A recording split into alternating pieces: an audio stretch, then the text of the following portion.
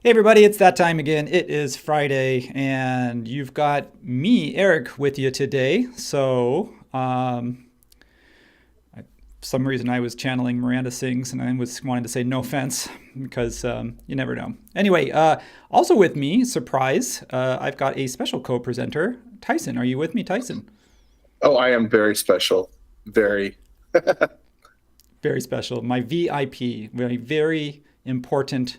Wait, it would be VICP, wouldn't it? Very important co-presenter. So this is the time in the show, folks, while I'm waiting for everyone to trickle in and say hi and let us know where you're coming from. And then I banter for about a minute until someone usually pings me and says, stop talking, start modeling. But I will say a couple things really quick, other than just welcoming Tyson and thank you, Tyson, for helping me out here today. And just real quick, while everyone's logging in, we are if you don't know, we're not going to be live streaming next week because we'll be at Trimble Dimensions Conference in Las Vegas. At least this video team here. So we'll actually be live teaching next week, which will be fun. It's been a little while since we've done that in front of people. For those, we usually have base camp. Sometimes we'll do a boot camp roadshow, and now we're sort of having a little bit bigger presence at Trimble's larger Dimensions Conference. Tyson, you want to say anything about what you're doing next week in Vegas, other than the slots? Oh, I mean, I'm killer at blackjack, but no, Eric and I are both teaching classes, and I'm teaching a SketchUp class. Eric's going to be rocking a layout class, and then both of us will be demoing at our booth, and so it's typical. It's typical conference stuff, but it is, it is a fun event. So we'll miss you all next week. Oh yeah, I'll be losing money for sure. I don't. I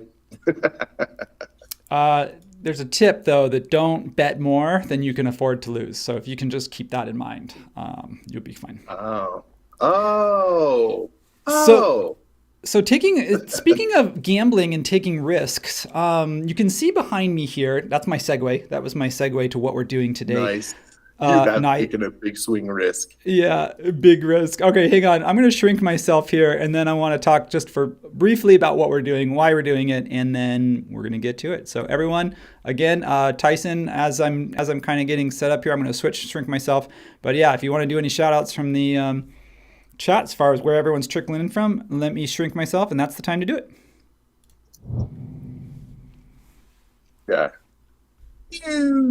That's your shrinking sound effect. Shrinky sound effects. I'm going to pull up some images here, and just real quick, just because they're kind of fun. This is what we're doing today. We're going to do something that I've wanted to do for a long time, and I've kind of avoided it because it's a little bit challenging, but I guess maybe this is playing up off of what I did recently with the Highline, which is my James Corner, my tribute to James Corner field operations. There's a landscape architecture team that does some kind of just interesting park spaces and things. The Highline was one of them, and this is called Tongva Park in Santa Monica, if anyone's ever been there. And yeah, so with this one, it's going to be fun. It's going to be an interesting challenge because for a couple of reasons. Let me pull up this one last image, and then we're going to get into it. So again, I won't talk too long this time. This is a bit challenging because you can see that everything's radiused, so there's no kind of sharp corners at all. And the other thing is everything is tapered, which means that it has a slope. The walls slope as they go up. So it's not just the landscape that slopes, it's the walls themselves. And also the walls are battered. So curved, tapered, and battered. It's going to be, that sounds like I'm describing myself after this stream. I will be battered. You will be. Okay. So I will be relying on Tyson for some of the things, especially these structures. I don't know. I don't even know how to approach this. So we're going to have some fun. This will be fun. Yeah. You're a brave man, Eric. Let's get, yeah, brave. I don't know. I don't know if it's brave. In 2 hours, it's always like, yeah, give me a week and I'll bang this out. No problem. But in 2 hours is a lot. So I did, speaking of time, I tried to be a little bit smarter today because a lot of times you guys, I'll start from scratch and you'll see me kind of trace the plan, which is when I like to use hot pink because I can actually see what I'm tracing because over black line work. But this time what I did is I spent about an hour or so just, or maybe a little bit more, probably took me more like 2 hours to actually trace this thing and do it properly. And the reason why is because you've got all these kind of curves and tangents and radius and everything needs to hit at a certain point. I didn't want you to have to sit and watch me go through that. I figured I'm going to do that. And that way what we do is we're actually starting with what would be kind of typical, which is almost like a CAD base plan. Oftentimes we'll get CAD imported and then we start modeling off of that. We don't always draw from scratch in SketchUp. Tyson, when's the last time you used AutoCAD?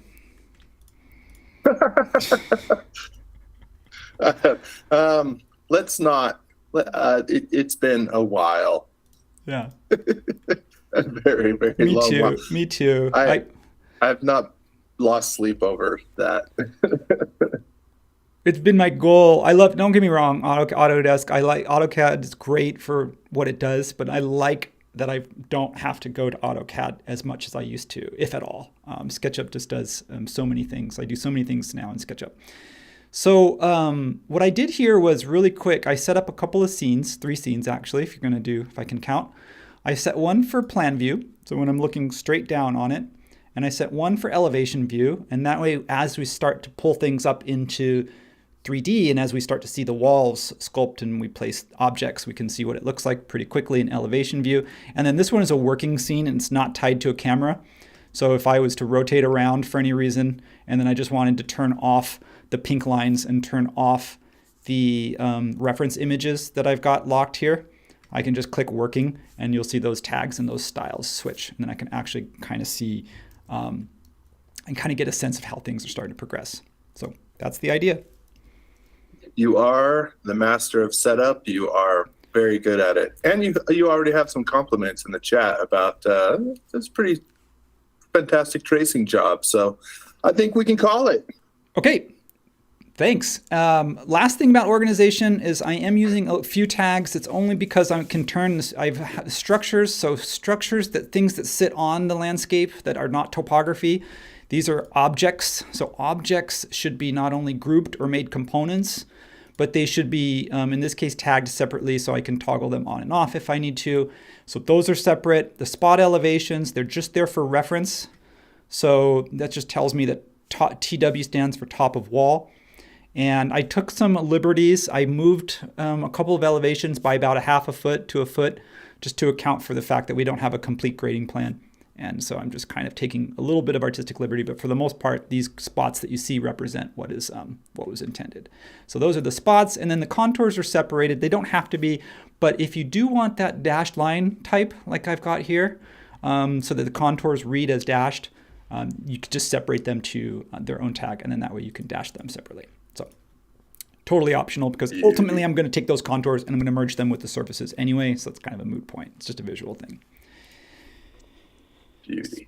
So Tyson, interrupt me. I always say this. You know me, I just keep talking, because here's why, is because when I'm talking about what I'm doing, I can stay focused, but when I start talking about something else, I lose my train of thought and my train of thought gets derailed. Oh, I know. That's why I don't like to derail you, except that I like to derail you because we're friends. So, yeah, I'm going to wait till you are in your most focused, super productive stages.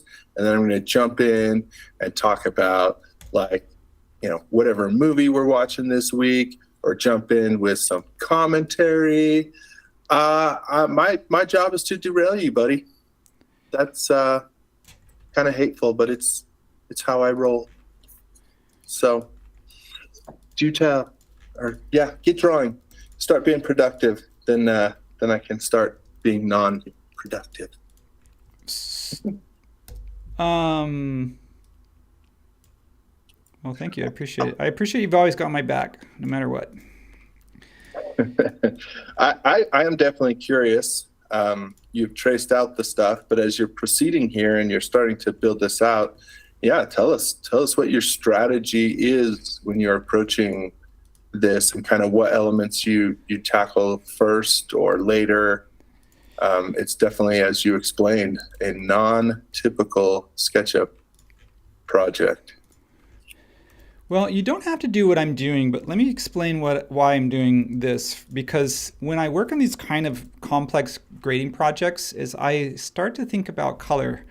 I think about color early on because color is material. Because sometimes, especially with contours, it can be kind of confusing to say, wait, which is wall? What is step? What is platform? What is landscape? And so what I'll do is just assign colors really quickly. The second thing is sometimes when we're grading, we need to separate things out. So if I wanted to, for some reason, I could select just maybe part of this landscape or even one of these walls, and I can right click it and say, select all with the same material. So that way, if I've got walls spread out everywhere, little retaining walls and benches and curbs and things, I can just say select all in the same material. I'm not sure. I think I accidentally painted that structure, but that's okay. I just say, let me do that again. Select all in the same material. Deselect that. What you can do is you can group that. And the nice thing about that is by grouping these walls is we can start treating this area separate from everything else. And then it just is a way to kind of protect those. We don't have to necessarily do that right now, and I might do that later, but having that color also just allows me to kind of select everything at once and then put it in a container and protect it so that when we start massaging slopes, we don't actually, stick to anything that we don't want to stick to. Yeah, so that's it. That's killer, buddy. What a fantastic way to make quick selections of those walls. Okay, I got to note that down. Okay. So here's what I want to do first. I also am going to take a second. I didn't have this prepared, so give me a second. I don't want to rely a lot on, I just kind of want to go with what's in the plan. Tongva Park. I don't know the history, so if anyone has any facts they want to throw out, please do. I don't know what this property was before it became a cool park. I don't know how much money it cost. It looks expensive. I don't know what Tongva, it sounds like it's a reference to Native Americans or Native Californians. But again, I don't really know that history. I will kind of just pull this up for a second because I think the street view may be helpful in a way because you can see things that, how tall is that? We're just going to be guessing on some of these. And so I'll have that just kind of if we need it. Save. I'm on it. Thanks, guys. So you'll have to forgive me. I do switch back. I do like to model in parallel projection mode. And I also will model oftentimes with X-ray on. So I just launched a video this week on keyboard shortcuts. So it's kind of cool. X-ray is a keyboard shortcut. And if you're not quite sure, sometimes I will have my keycaster up. So if I do Shift X, my keycaster is on the wrong screen. Let's see.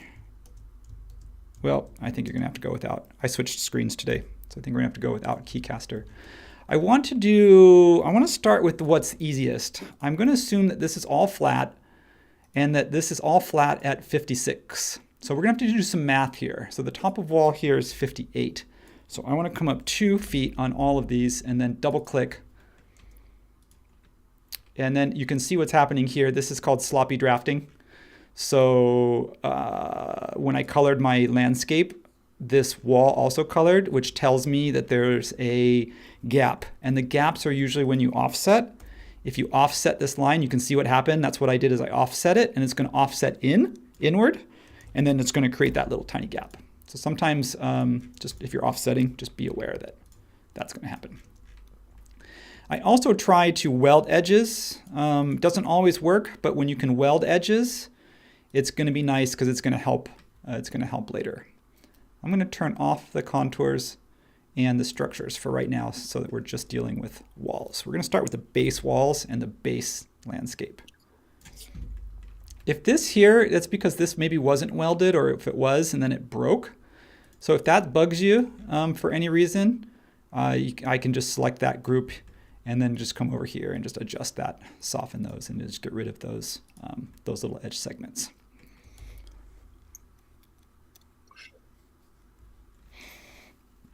This one was fun. I actually asked my friend. I reached out to my friend before I could complain. Man, I was going to try and give you a hard time, but I got nothing now. Well, this will be fun because we'll see if I can get this to work properly. This is a curved wall, and it's doing it's doing 3 things. I said it's curved, it's tapered, it's battered. It's going to rise up to a height of 64. So it's going to go from 58 to 64 here at the midpoint. And then it's going to curve backwards, right? Because it's like scalloped. So it's moving away from the sidewalk to create this little seating pocket. And then this here, this is the front of the wall. So that basically means the wall is battered. So this is the top of the wall, and this is the front of the wall. So this is an interesting challenge, and I kind of thought about how to do this. I did have to kind of think a little bit how to do this, and I wasn't quite sure. So I reached out to my friend Mihai. Anyone say who's ever done anything on the forum? You probably know Mihai. He's just so helpful and so generous with his time. He's a sage on the forum. So I'm going to work on this wall off to the side. Speaking of which, I'm going to set this just off to the side. Sometimes I'll work above, but this case I think I'll just work just off to the side. Yay! I love off to the side. This is known. Okay, I've got to do some I have to do some thinking here. I think what I want to do is make a not flat version of this wall. So I think what I want to do is come over here and do a version that is straight. What I mean is this is 2 feet. That's that first part of the wall. So we know that that's 2 feet high. And then we know that at a midpoint, wherever the midpoint is, where's the midpoint? There it is. We know that's 8 feet. You're going to see me struggle with math today. So that's why we all came. And then we know that this goes up. We know that this wall starts curving here and then goes up to 8 feet and then drops back down again. So I think that's sort of what we need to do. So I'll get rid of those. I'll pull that out by 6 inches. And then I will group this.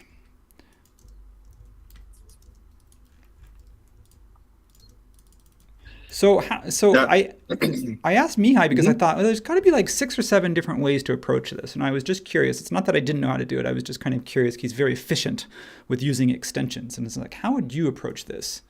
My field of view is a little wide. So, and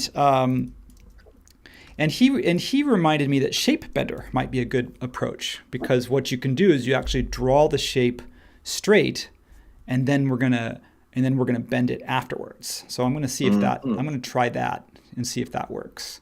So shape bender is interesting how it works. That's Chris Fulmer, by the way. If anyone knows Chris Fulmer, he works on our extensibility team. Shape bender. It's a bit tricky because you have to do it in order. You have to select the thing you want to shape, you want to bend.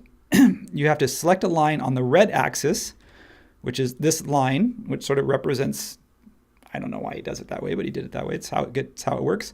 And then you need to select the curve. So in this case, what I probably need to do is have another version where I have just this back curve, because I want to curve it along the back side. I think that'll work. You can see my face. I'm like, I think. Do you shape bender a lot, Tyson? Do you bend stuff? Only rarely, and I think it's a little bit of this and that. Like, you're right. Like, it has to work along the red axis. You have to set it up correctly. So unless you use it fairly frequently, you kind of have to relearn it. But I'm sort of anxiously enraptured to see how this is going to turn out. Very hopeful here. And by the way, Mihai says thanks for the shout out. Yeah, joined in. Well, that worked, but you can see what it's doing. It's projecting it. It must be because of the position that I've got these in. I must have done these at the wrong place in space, because that's the part that trips me up every time. Is how to get this to curve along this path and not a different one. So I'm going to try that again. You know, like whenever you practice stuff too, you do this, Tyson. You like rehearse something. You're like, oh, this is going to maybe not work the way I want it to, and then you're like, oh no, I got it to work. And then you go do it again. And you're like, oh wait, it's not doing it. What did I do? Every time. So there's arrow keys that you can toggle the projection. But I don't know why it's not projecting on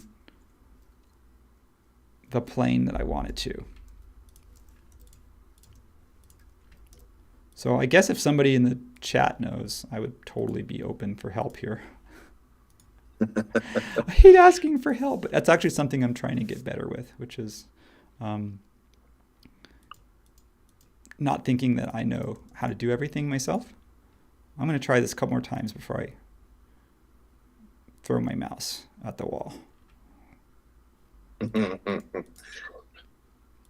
Okay, select a single line on the red axis. What's that? Yeah. Okay, let's see. Well, I was going to suggest that, I mean, Mihai is in the group, but throw out some more ideas. We may not be able to try them out in real time, but there's a number of extensions out there that might work for this. There's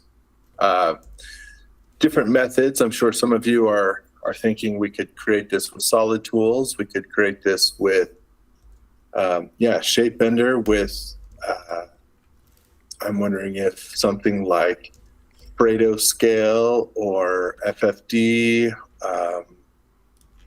Not that I'm suggesting you try any of those, but I am curious out there what, if you had to do this, what would you all try first? I'm cheating it. I'm just literally pushing it back into place the way because it didn't align on that axis. So we're gonna see if that works, and it probably is that didn't. Cheating or is that brilliant? Oh, it's totally cheating. Sure. All I think right, it's awesome. What I need is it to hit line up right here. So I'm just gonna go ahead and we're just gonna rotate that around, and we're just gonna we're close. You know, at this point, just to move on, I'm gonna say close is good enough. So there's that curve. We're up to 8 feet. Shape Bender worked, but it didn't place it exactly where I wanted to. I know that's me. I'm not picking on Shape Bender. That was something that I did. So, you know. One of the suggestions is we could just run over to the forum, throw this at Dave R, and he'd have it back to us within 2 minutes, you know. So let's do that. That is always an option. So here's the next part of this thing, is that I need to get this thing to be battered. So what I need is just this front line, and I need this top line. So I want to get rid of everything else. I want to get rid of this face. I want to get rid of this. I want to get rid of this back face so that I have just this front face here. Sorry, this front line. So it's connected. So that's the problem, is I can't triple click it. I want to triple click and delete. But if you do that, it gets everything. So you got to go in and kind of get that sort of connecting edge. There we go. So a little bit of pre-thought here. Now the next part of this is, I think I can do this. I'm going to weld those. I'm going to weld those just to make sure that they select easier. I think we can do this with View, Tool Palettes. This one's interesting. It's called Curveloft. That's a Fredo extension. So what we want to do is we want to basically, we could try sandbox tools, but I don't think we're going to get as clean a result, because you usually get more stuff than you need and you have to go trim it. So if I take this one and I take this one, and I say basically I want a loft between these two splines, and that's what Curveloft does pretty well. You can just say loft by spline, and then what it's going to do is it's going to create a face, and it's going to fill those in. And there's some settings in here that I don't know how to, I don't know anything about, but that's okay. So what do you think? Do you think we're okay to continue? Yes. Excellent. Excellent. Excellent. So I'm going to place that back. Tapping my fingers like Mr. Burns. So I'm going to place this back here. I'm going to set that face back. I mean, I could have done it all in place, but I kind of moved it off to the side just to kind of be safe. So now that that's done, I'm going to call that one done. I'm going to just paint it. Yeah, it's not perfect. I should have done the whole thing with the curve, because then I would have had this little straight edge, and that would have been much easier to line up. But I'm going to go ahead and run with it. So the bench, this will be interesting here. I have to think about this one. Problem with this is that this batters. So this wall here is, because it's battered, this bench is going to need to grow in size. So even if I lifted this up, what would the bench be? Maybe call it 18, maybe 16, and then lift it up another 4. I don't know, man. Every time you say batter, I just think of cake, and it's super distracting. So you're trying to do good work here, and my mind's just somewhere else. So if I bring up my section plane, let me show you what that is. I just want to show you everyone that when you see what you see what's happening here is that it's rising, it's tilting, and it's curving all at the same time. So as I push this section plane through, you can see that's what that batter, it just means that it tilts, it leans back as it goes up. Nice. So that's what that is. That's kind of what You definitely made it work. Yeah, so this thing, I'm just going to cheat this, and you'll see watch here. I don't even need the whole thing because I'm going to end up re-extruding it. But I'm just going to scale this, and I'm just going to hold the modifier so that I'm scaling by the center point. And then once I know that it's through the wall, then I just take this and say, I just take this and go intersect faces with model. Copy that, triple click. Whoops, don't want to triple click. Select all in the same material. Group, delete. That should be, if I turn my X-ray on, that should be gone. It's gone now. And the reason why I did that is because what I did is I copied it and then I'm going to paste it back in place. Yeah, let's do that. Let's paste that back in place. So now that lines up. You can see that hits that batter there. So I'll group that and pull that down 4 inches. And I lost my coloring on that, but that's okay. We'll just redo it. We'll just redo some coloring. So that's okay. Done. Ready? Time. Is that good enough? Oh yeah. Can we call it? Nice. That is a lovely battered wall. Okay. Curvy, all the things. So speaking of walls, battered walls, what I want to do is. What do I want to do? This is the hard part, is I have to decide. I think what I'm going to do is take this up to 71. So I'm going to group this in here so that I can weld those edges. And then I'm going to pull this up to 71 feet. And oh, not 71 feet. Sorry, I didn't do my math. If I'm at 56, then I need to figure out what is, and this is where, if somebody wants to shout the answer out, 71 minus 56. It's going to give me 15 feet. That's how high we are above the sidewalk level. We're coming up 15 feet. So let's kind of go up. Let's kind of get ourselves up a little bit so that we have something, so we kind of have something a little bit, something to work with. I have to look at my spots here. I don't know what this level is at, what this landscape level is at. I know this top of wall is 65. So I'm going to assume that the landscape butts up to the back of the top of wall. And so the landscape in this portion of this planter is also at 65. I think that would be safe. All right. And Randy, was confirming 15.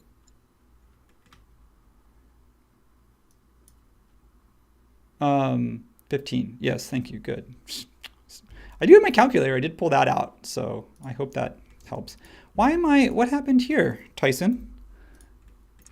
I'm asking you as if you know, as if you did something. Why are your tags messed up? No, this line, these lines here, I thought I had drawn this and they were all connected. And then I was like, oh wait, this isn't connecting anymore.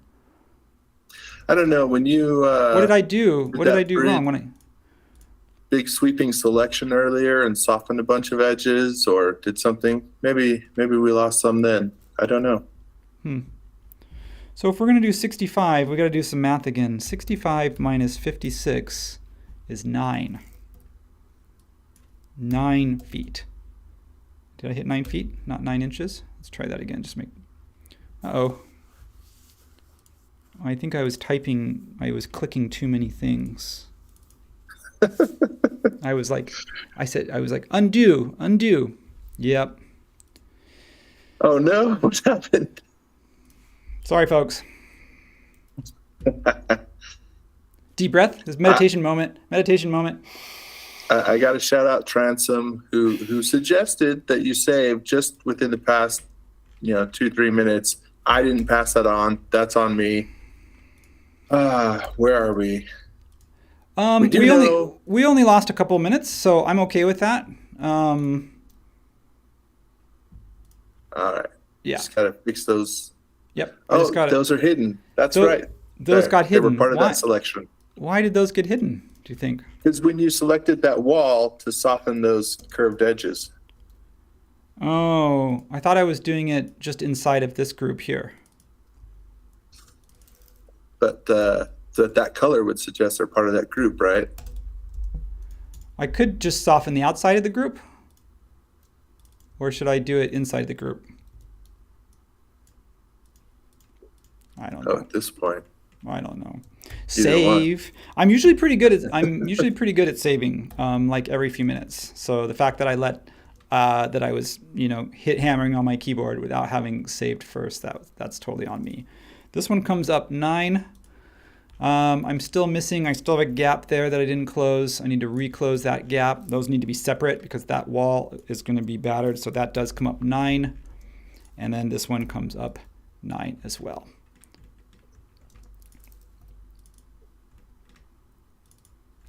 And this one comes up, this one sits flush at, this wall sits flush at 71 because this top of wall, if you look at the photo,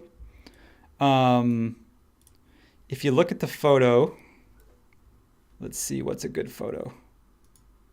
Let's see here. Yeah, if you look at this, if you go here, you can see that that top of wall is the top of this observation deck. So the wall doesn't actually come up above that edge, which is kind of cool because I think you can place yourself right there. If we wanted to. No, that didn't quite get us there. That's okay. All right, back to it. Save. Save. So why is this not letting me push pull? Did I soften something? Did I screw this up? This should allow me to push pull up to there. So it sits below, and then this one wants to push pull here. Yeah. This wall looks really big.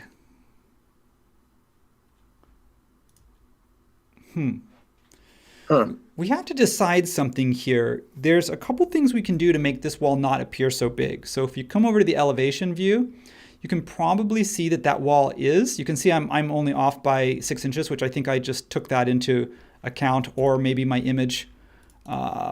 Maybe I just, when I placed it, I placed that maybe 6 inches too high.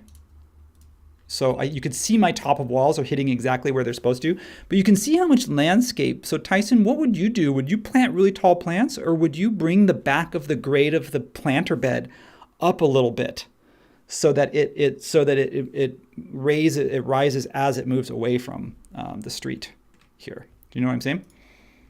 I'm not sure, but what are you? We could bring, you know what, I'm just going to do it. I'm just going to do it as is. We'll let the plants cover that. So here's what we're going to do. Here's what we're going to do, folks. We are going to save. What we need to do is do that same curvature trick on this wall. So what I need to do is weld those edges. So sometimes when you're working, they can be welded and then they unweld. Is unweld a word? We can unweld, right? Yeah, you can explode. Okay, so I'm going to take those two because these are all battered walls. So I'm going to use that same curvature trick, which is tool palettes. I need to reopen it back up again. Curvature, I say curvature, it's Curve-A-Loft, but there is an extension called curvature. Curve-A-Loft. And I'm just going to hit enter or return, and that should have done it. And I'm just going to explode that for now, and I'm going to group by material later at the end of the day when we're ready for that. So that's that. That's cool because now we've got this battered wall. This slope, we will need to rise the slope here, and you're going to see because if you look at the plan view, there are some contour lines. So we actually do have some grade in here, Tyson. I asked you that question as if you knew. What should we do with this grade? There are contours, which means the grade does move up. The planter bed moves up away from this wall to sort of make this wall behind the second wall, make it seem like it's not so tall. I'm going to change my working. Correct. Yes, correct. Correct. I'm going to change this style.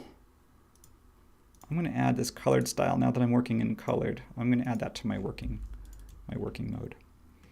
Oh, good. Question came up earlier about setting up some working scenes. Oh, what was the question? Just Oh, it was just how are they created? But we have some good videos on that out there. We've done a number of things on scenes. We did a whole live on creating scenes about a year or so ago.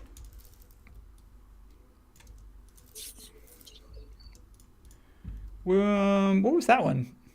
Scenes? Just on scenes? Feels like that's not enough. Yeah, I mean, that's I cool. did a whole thing just on scenes and my very opinionated version of how you should approach scenes. Yeah, that was a live model. Maybe it was 2 years ago. I don't know. Oh no. Okay. Actually, that would be a good skill builder. You want to take that one or me? Do working scenes skill builder. I'm pretty sure. Well, you're right because we do stuff. You know what I mean? Like we do cover things. Like I may have done a working scene style in one of my other skill builders, but maybe didn't do it specifically on that. It's about performance. So a working scene right here. A couple of things happens. Is number one, I'm going to take you opened that can of worms. I'm going to go that route really quick. Quick tangent. One thing I did was I moved my lightness slider all the way down so that I don't have any shading. I like that. So I'm just working monochromatic. So right now I'm not concerned with where the light is. So there's no shadows. Second thing is to make a working scene is you want to make sure it's quick. So you go into edit mode, turn your profiles either off, or if you want to see those edges, you can see the edges on the slopes, on the curves. Just set them to 1 so you're not having a thick profile. That adds extra render time. The second thing you do is you turn off anything that doesn't need to be referenced. So anything that's high poly or anything that is temporary, that's going to be frozen or they're only using as a reference, all that stuff's turned off. So you have a fast style and you have your shadow settings correct and you have all your tags. You turn everything off except for the things that you're working on because you can adjust it. Like if I'm only working on the landscape, I may turn off all the furnishings and then I update the working scene. And then when I'm working on furnishings later, I'll switch it around and I'll maybe turn all the plants and stuff off. And then I'll work only on furnishings. So the working scene is always going to be just your, whatever it is that you're working on at this moment. And if you want to have a furnishings scene and a plants scene, and you go back and forth, you can. And you'll notice that the working scene is not tied to a camera angle. So if I click on working, if I'm here and I click on working, it's always going to show me wherever I am. So if I'm here and I click on working, it'll always just hide everything and it'll just show wherever you're working, whatever you're working on. Was that helpful? I hope that was helpful. Yeah. Yeah. So. That was my 2-minute explanation as to working scenes. So let's get this wall up. This is kind of like the repetitive part. This is the part that I don't mind. I don't know that it's always the most fun for watching. And I always try and that's why I look to you, Tyson, for a comic relief. Because for me, it's like, I don't mind just some of the routine tasks of just, pulling up walls, welding edges, making steps. It's just part of the modeling process. Like I wouldn't want, if AI could do this for me, I would just say, no, I got this. Don't worry. Are you giving me my chance? Is this alluding to my karaoke hour where I get to sing while you model? Is that what's happening? No singing allowed here, but I will let you just, if there's anything you just want to share, if there's anything that you want to chime in on what someone said in the comments and elaborate on that, please do. I'm just going to pull up some walls. It's I don't need to explain. I think I'm just going to try and get everything up to, sort of the height that I know that it's supposed to be, and I'm just kind of softening some edges and things like that. All right. Yeah. Well, I apologize for my poor memory. I will shout out a few. I'm always amazed. I know we say this frequently, but it's true every time. It's so enjoyable to see people joining from all over. Of course, we've got our usual troublemakers from the UK, but some joining us from France, Belgium, Georgia, Peru, all over. So thanks everybody for spending some time here, and hopefully some of these things Eric is doing are gonna be helpful. We like to be fun, but also be pretty helpful. And I'll go back. I like that tip. There was a tip Eric shared at the beginning where even before he starts pulling anything into 3D, he's traced it all out and then added colors, both for his own personal organization, but also as a way to just right click on any color, and then you can select all of the same material and quickly manipulate it, group it, something like that. So that was a great tip. We got somebody all the way from Kentucky. Kentucky, welcome in the house. Weld edges. Weld edges. We're going to do the same thing. So you're kind of repeating some stuff here, which is why, like, there isn't really a way to automate this. Like, maybe there is using parametric modeling techniques, but to me, it just feels like almost as much work to set up a parametric than it is to actually get done. So unless you know you're going to repeat that hundreds and hundreds of times, in which case that front end work is definitely worth it. But if it's really specific, like going parametric or something doesn't really help in this case. I think just going through the motions, Agreed. Like, unless you really need it. I know some people love the flexibility of parametric, but I'm with you. Like, it takes some setup. Well, I mean, welcome, Don from Vancouver. The biggest thing's going to be changes, like when things change. If I say when things change, not if things change, because they will. I got to figure out what's going on here. There's a double wall. No, there's this wall, and then does this wall match up with, oh, see, I made that mistake again, Tyson.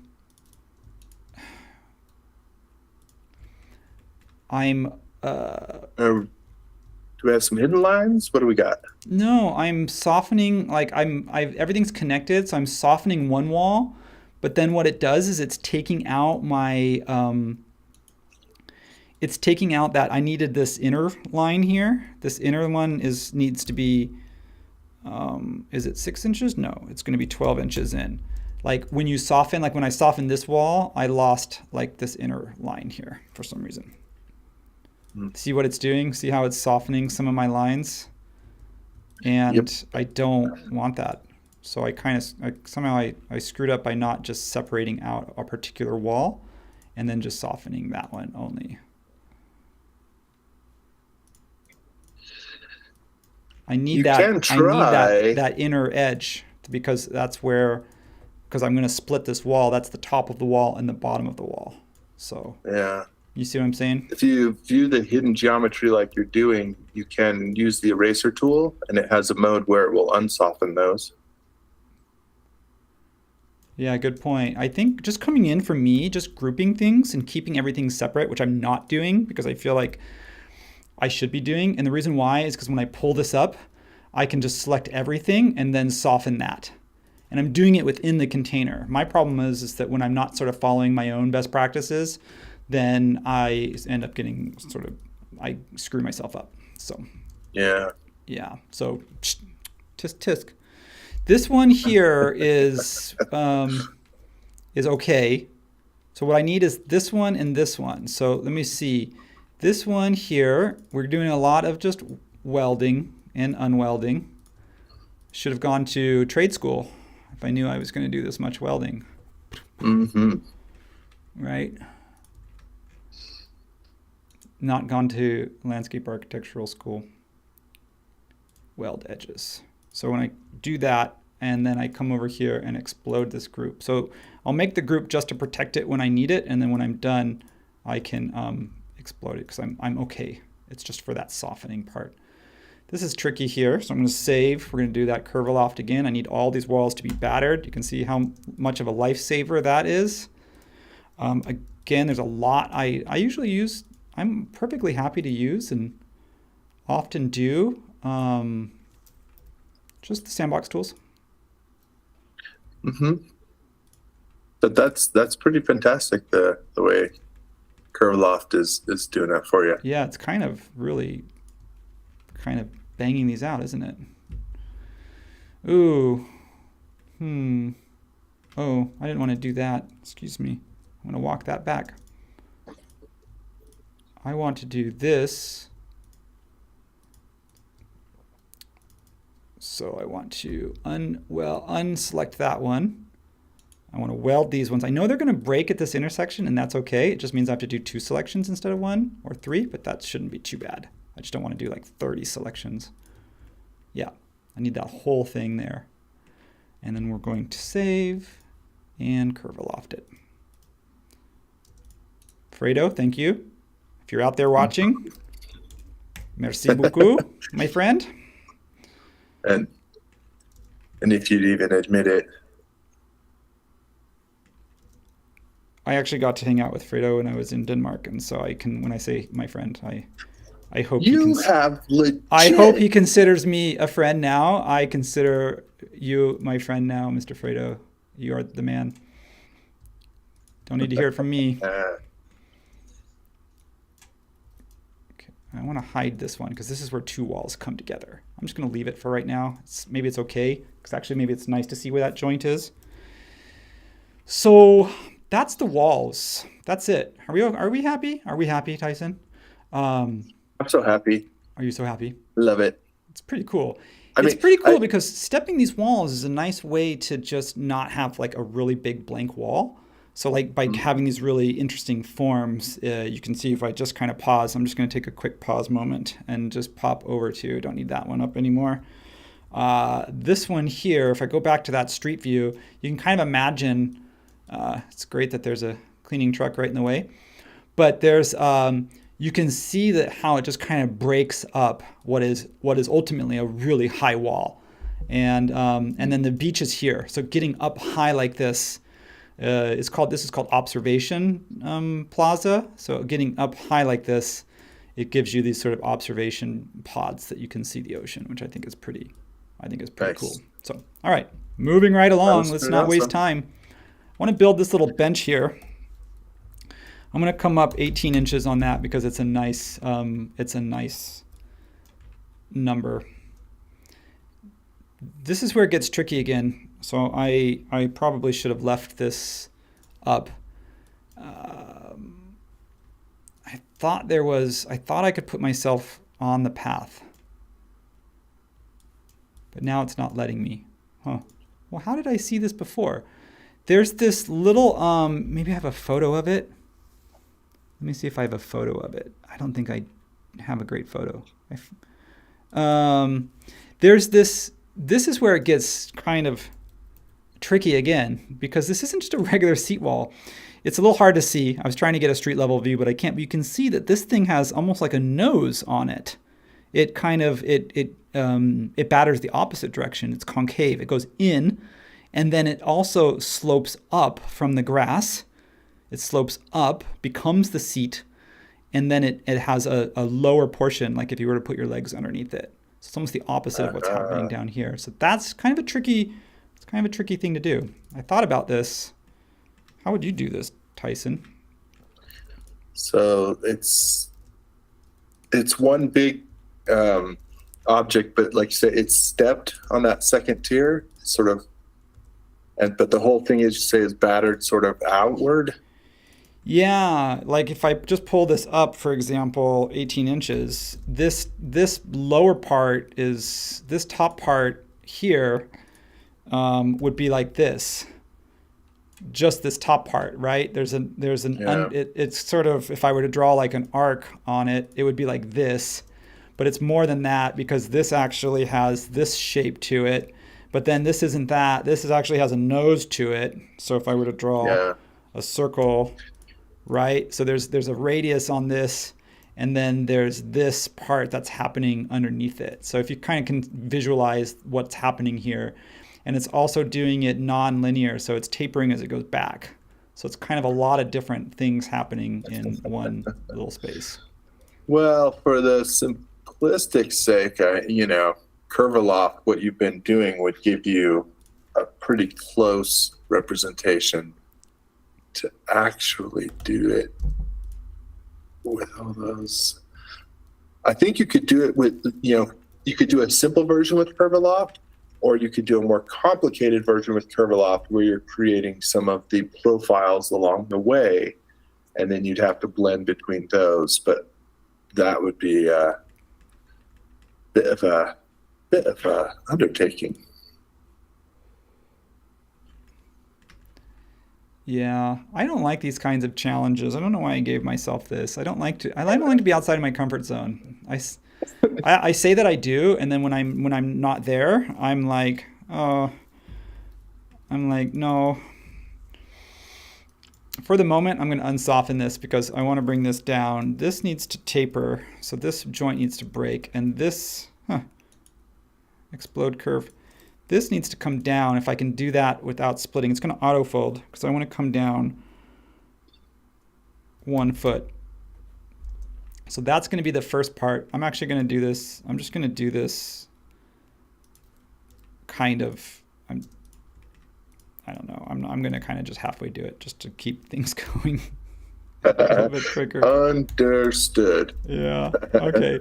Here's how I was thinking, because I was thinking about this earlier. I was thinking number one is that I would try to figure out where the midpoint is here. And I would rotate that so that it's north. Let me switch my camera angle so I'm parallel projection. I mean, in a perfect world, I would do only half of this, but I just traced the plan, so it's not even symmetrical. So in here, I'm going to say. Now I'm going to make this a group. And the reason why, no, that's not going to work. I'm going to change the axis. I'm going to change the axis for this because I want it to go straight across. I'll show you why. Because if you come over here now, I can just basically scale this, and I'm just cheating it. I'm just using the scale tool to pull this forward. So I get the slope in the back, and I get the slope in the front. Now I've tried using round corner on something like this, and it didn't really like it. We could try. Do you want to try, Tyson? See if we can round those edges. The problem is that I just don't think at this scale we're not gonna be zooming in at this scale. We're gonna get the kind of sense of the whole project, and I don't know that that level of detail is gonna help us. Yeah, I'm with you. I have a suspicion that round corner is not going to clean that up very well. One suggestion that came in, if you just run over to the 3D warehouse and find a tapir, as in the small little animal, put a tapir on your bench, then you have a tapered bench. You don't have to taper it if you tapir it. That is a good suggestion. And then the dad jokes commence. All right, I'm gonna have to let me think about that for a second while I take a sip of water. I like how I have a rainbow. I'm not looking at my screen. I like if I move my materials right here. I feel like I've got this glowing halo of color behind me. That's a nice effect. That's I'll have to remember that one. Yeah, it's pretty cool. Or I can move it up here, and then it just stays away from my head space. Yeah. All right, folks, where are we at? Is it lunchtime yet for me? I'm on the West Coast, so I have to do this like on a mostly empty stomach, which is probably affecting my concentration.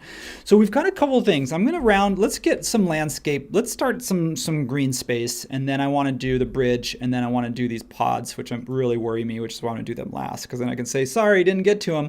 But I think what we can do is start a bit easier with something like this. I'm going to pretend like the center point.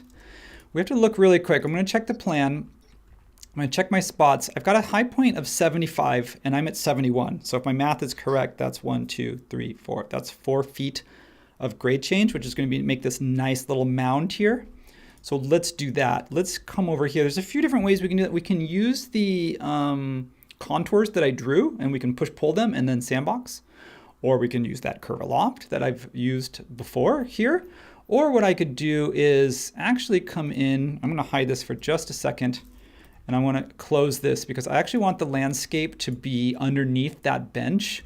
So I want to extend the landscape so that you'll see why if this works. If this is the center line of the landscape, if the mound continues, then what I would want to do is sort of think about this being the high point. So 4 feet. So I'm going to take an arc, and I'm going to snap that there. And I know that's not exactly 4 feet, but with grading, like, is it ever going to be exact? No. I think what we want to do is just focus on intent. So the intent is that we have a berm that has a height point at about 4 feet. So in this case, what I'm going to do is select these. I'm going to select all of this, and then I'm going to go up. And here's what I want to do. I want to save, and I want to open up another extension. And this one's one of my faves. Don't use it nearly enough. Soap Skin Bubble. It's got a funny name. What we're going to do is we're going to Already skin got this. called out. We're going to skin this, and we're basically going to skin by connecting the profiles or the edges, and then we're going to hit enter. So it's going to generate that skin. It's really great for tensile structures because you can see how it's not just a straight triangulation the way that you would get with Sandbox from Contours. And you also don't get any of that extra bit that you need to clip off. But the nice thing about this is because this is a berm, right? Berm implies height. We can click bubble and type in something like, I think usually it reverses the face. So I'm going to type in -30. And it went down, which means that it was not a reversed face. So I'm going to actually type in a positive number and say 30. So you can see what happens. It's bubble, it's inflated. So if I don't like that, I might say, whoa, that's too much. I'm going to try half of that and say 15. That's still too high, but you know what? I have this reference here. I already have this arc reference. So if I want my high point to be at 4 feet, I just come over here and I just scale, nonlinear scale from the top down. And I just get rid of that. So we'll soften that up, give that a nice little landscapey color. And we got ourselves a berm, folks. I was a fan of the big berm. You know, it kind of felt like a big hairdo, big, bold. You know, matched, as somebody mentioned, your rainbow afro that you had set up earlier. But should I bring that back? This looks good. Yeah. All right. So we're making some progress now. We're starting to get some shapeage happening. Is that a word? So what I want to do is do the same thing. I don't think this is going to work. I'm going to need to do this in 2 parts, probably. I want to split this here. And I want to focus on just this back piece. I got to think. Problem with this is the taper, the batter as it goes up. Because what I'm doing is if I bring this up, it's actually not going to hit that wall. So I have to think about almost like select all in the same material, group, and then I'm just going to hide that. I'll hide the walls for just a second. So that's a quick way to hide all my walls. What I may want to do is just take this and offset this. I know that that batter only goes back a foot, so I just go back 1 foot, and then I only want this to go on the back side. So I would just delete that there, and delete that there, and then come over here and delete this. Just see what I'm putting down, Tyson? I think I see where you're headed. I'm still.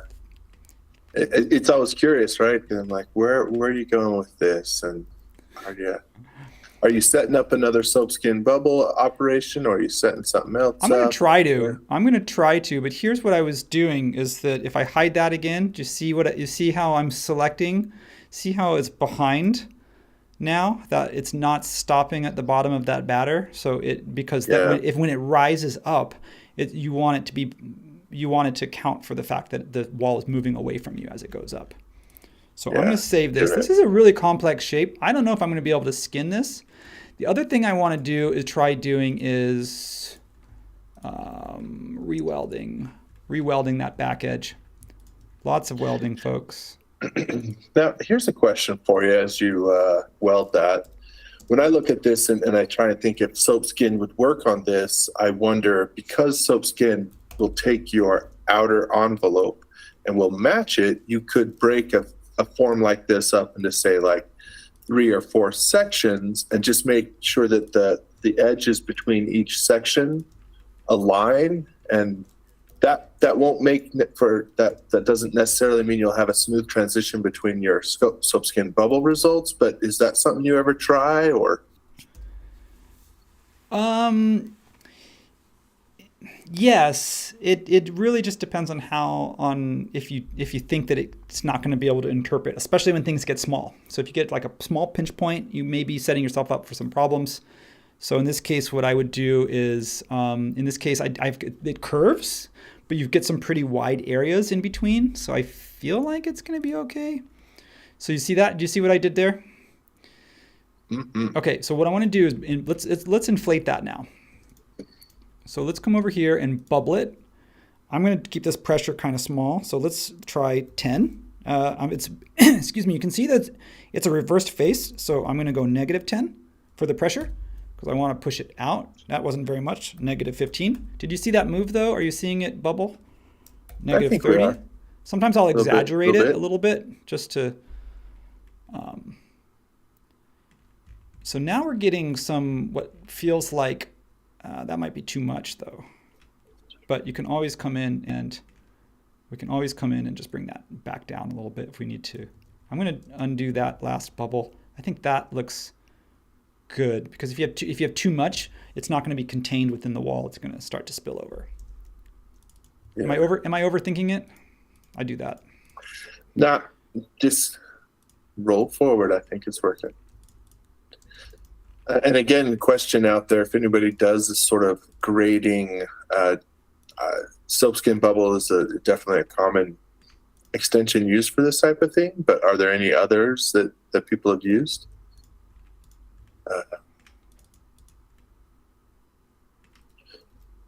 Some of you will be familiar with, Mindsight Studios. Dale over there has just released a new version specifically for grading that I don't think we've had the time to properly play with and understand in order to demo it, but it offers up some real interesting possibilities with his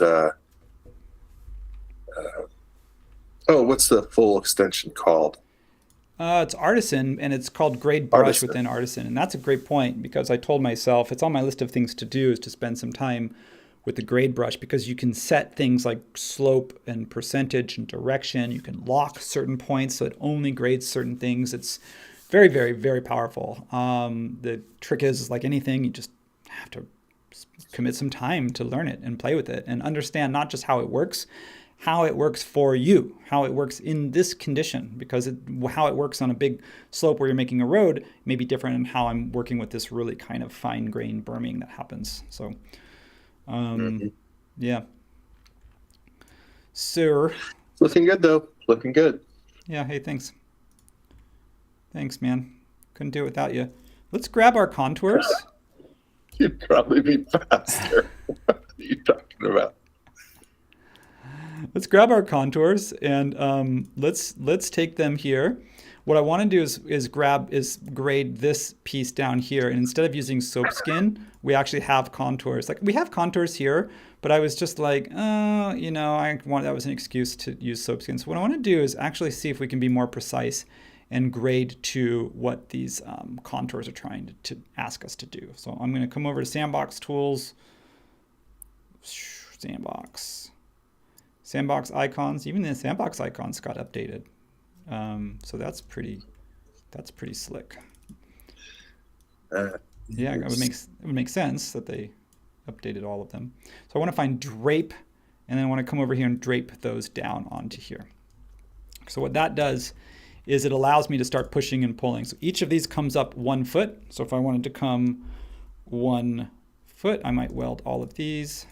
I kind of wish it, I don't know, welded on purpose. I mean, welded on by default. I don't know that I need to weld those. Weld edges. It's just going to make it just cleaner. I don't want to soften it later. So I know that's going to come up 2 feet. And I know this one's going to come up 1 foot. Right? So you could do it this way too. If it helps, I can show it in monochrome. You could do it this way too, where you just take that contour, and then this one needs to come up. Sorry, that one needs to come up 1 foot. Yeah. See, the problem with doing it this way is that it's, I'm going to show you another way to do it, because even though I've got these contours, I just feel like with the tapered wall and the fact that and then we've got this weird funky area that's going to give us a little bit of a hard time. I'm going to undo that. And I want to show you what I think could be a fun way. Because Tyson, you just mentioned Artisan, right? That was part of, Artisan's got just released a second version. It's called Artisan 2. And so the fun thing about that is that they have these sculpting tools. So what I'm going to try to do is do something and see if this works. I'm going to use a sculpting brush, a clay brush, an inflate brush. So what I might do is do some inflating, but first I need to come over and subdivide. So sometimes I go back to Artisan 1. So if you do have the first version of Artisan, it's only because everything's in one palette. So Dave, if you're listening, or Dale, sorry, I do like having everything in one palette, but I understand that Artisan 2 is much more complex and you've added new features. So in this case, what I would do is just come over here and say subdivide. And then that kind of makes a mess out of things. So you may want to may actually want to do this in quads instead. Oh, yep, I knew it. That was because I was undoing a subdivision. Well, you know what? If you've crashed twice, it means you're pushing the envelope harder than we usually do. So kudos to you. Well, what I'm going to do is I'm going to do it the same way. I actually liked the way that I did it with this one here. I think that was a nice way to get a natural slope and not have to worry too much about the grades. The only difference is going to be here because it's going to come up. So, I have to think about that.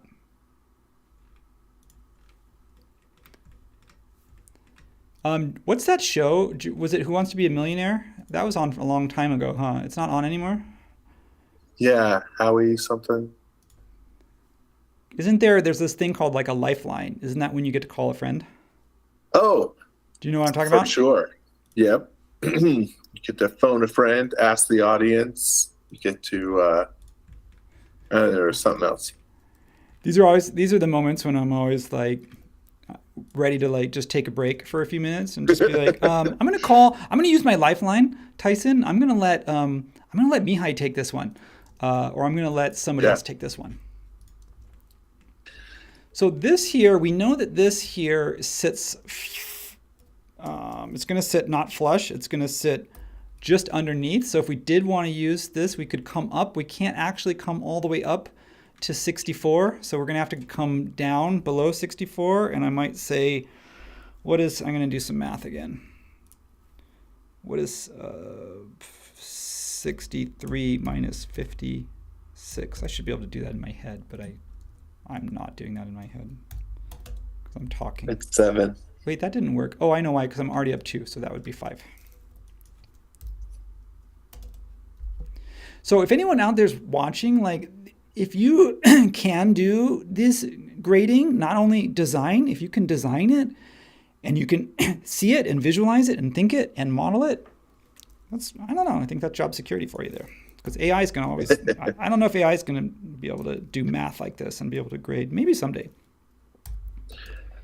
AI helped my daughter and I solve some chemistry problems, but it could not get the math right. Walked us through some OChem stuff, but like the simple math, it kept getting wrong. So always check your work. That's right. Always check AI's work too. All right, we need this to, there we go. So the other way to do this is just to do the old-fashioned way, which I say old-fashioned way, but it's the tried and true, is you come over here, you select the contour lines, and then you could skin it, or we can just use the from contours, and then just, there you go. And I'll come over here and I'll explode those. Actually, I'll copy this first, and then I don't need any of this, so I get rid of all of those. Oh, I don't even need to paste it in place. If you don't like those grade lines, you can hide them at the bottom. Okay, because see this one's pretty particular because it has to come up a certain way. The only problem with that is that it's not, again, we've got that gap, but I'll address that at the end. I'll sort of grab that. I'll grab this whole piece at the end and we'll close that gap. Or we'll just ignore it because when you see it from the street, you won't know. Just scale it over into the wall. Yeah, Nobody will know. I don't know what happened here. But again, we're going to look at it this way. We're going to look at it from the street. So now we're going to come up, and this one's going to come up. Old school. What's that? Old school. Old school, baby. Old school. That's right. Let's see here. This one comes up, what, 3 feet? Yep. And then this one comes up 2 feet. Or does this one sit flat? No, this one sits flat. This one's going to sit at 84. That one's going to sit. That was just a midpoint, not a grade break. So those ones are going to have to come up. That one's going to come up. I want to weld those.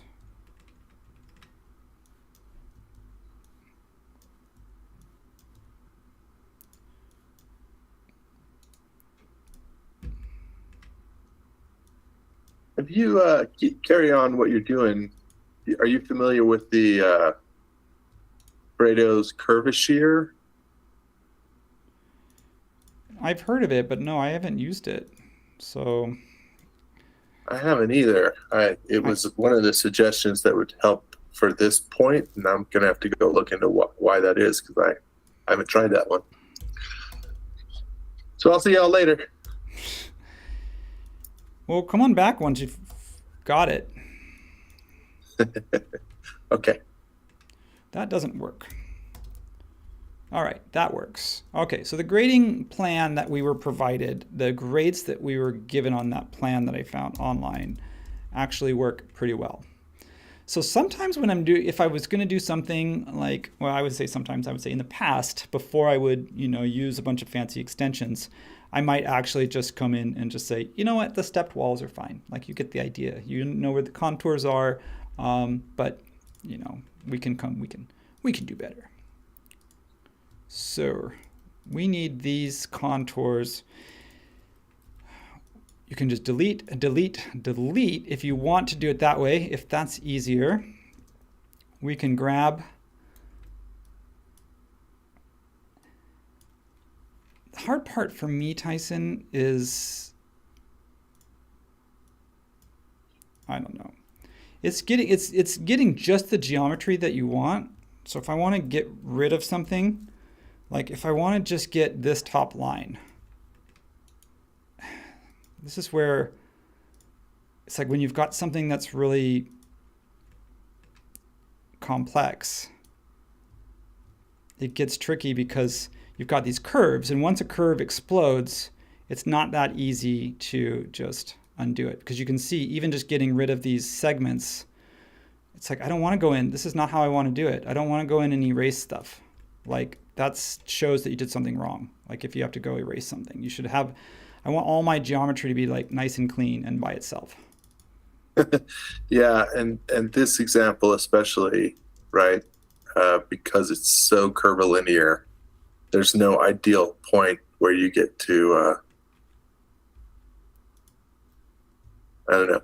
Selections for me is all about the perfect view where you create a nice selection window, but there's not one here. I suppose. I mean, the selection freeform might help, but anyway, your point is absolutely valid. It just gets tricky and you have to do it manually, and it's kind of a pain. I mean, one way to do it is to group this individually, and then you can come in here and you can say, actually, I want this. I want to just literally, because then what you do is you're erasing things and they're separate from everyone else. And I want that to come up 1 foot. And then I know I want this back edge to come up 2 feet, right? And I know I can come over here and I know I don't need that anymore. I don't need any of that. All I need is this. I can just delete that. Don't need that. Yeah. So, as soon as I get rid of, if you can get rid of the piece on the edge, copy that, get rid of all this, and then come over here, and then now I've got something I can work with here. So I want these contours, because if I can get these contours all by themselves. Now the question is when you have contours, this is why I like using the soap skin method, which I'll probably just default back to doing that after like doing the kind of the crappy way for 10 minutes. I might just go back to like the soap skin. Because it was just like, that was so seamless. Like how I did these two. Do you remember how I did these two? I just Yeah, do what you know. selected it, skinned it, bubbled it, and called it a day. And now I'm sitting here messing with these contours because I'm trying to hit certain heights, whereas the soap skin is going to be more like, it's just going to give me the impression of like berms and slopes. And it's not going to be like that hits exactly there. So I think that's the problem, is when I'm trying to be like too overly accurate, and it's actually just not working to my favor.